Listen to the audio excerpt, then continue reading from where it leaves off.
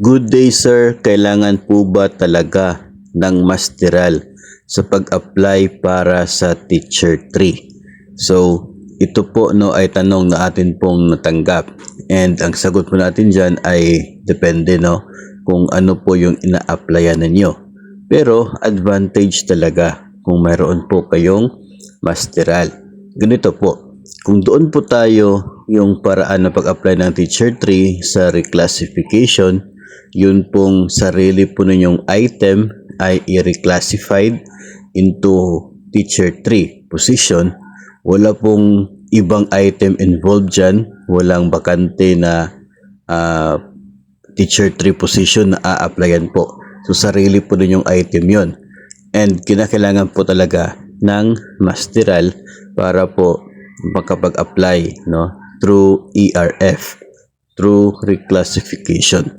Pero kung ang paraan ng pag-apply ninyo ng Teacher 3 ay through natural vacancy, yun meron pong nag-retire, nag-resign o kaya ay namatay na Teacher 3, naging bakante yung item niya, tapos a-applyan po ninyo. Yun po yung natural vacancy. Sa qualification standards ng Teacher 3 ay hindi naman po kailangan ng masteral unit o kaya ay graduate. No, hindi po kinakailangan doon po sa kanya pong minimum na qualification standards. Pero sa kasalukuyan po na ginagamit ng Department of Education sa pagpili no ng magiging Teacher 3, doon po sa ranking ang DepEd Order number 20 series of 2024. Doon po sa DepEd Order na yon ay advantage ang pagkakaroon ng inyo pong masteral o kaya ay maging doctoral po. Pero yung masteral ay sapat na po siya.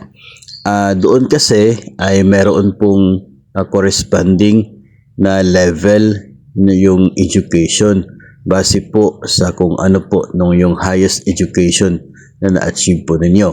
Kung meron graduate kayo, may certain po siya na level doon.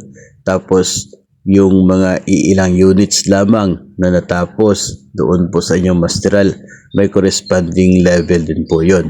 Tapos yung level ng actual education niyo less sa level ng QS minimum standards ay yung result po ay increment kung tawagin.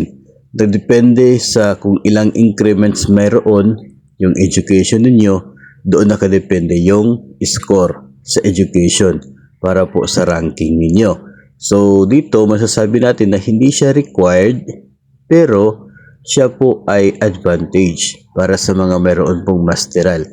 Kung gusto po ninyo na makakuha na mas mataas na ranking, kung kayo po ay mag-a-apply, advantage yung masteral po ninyo, especially kung graduate po kayo dyan. So, yun po, no? Ang atin pong pwedeng maisagot sa tanong na ito galing po sa atin pong follower.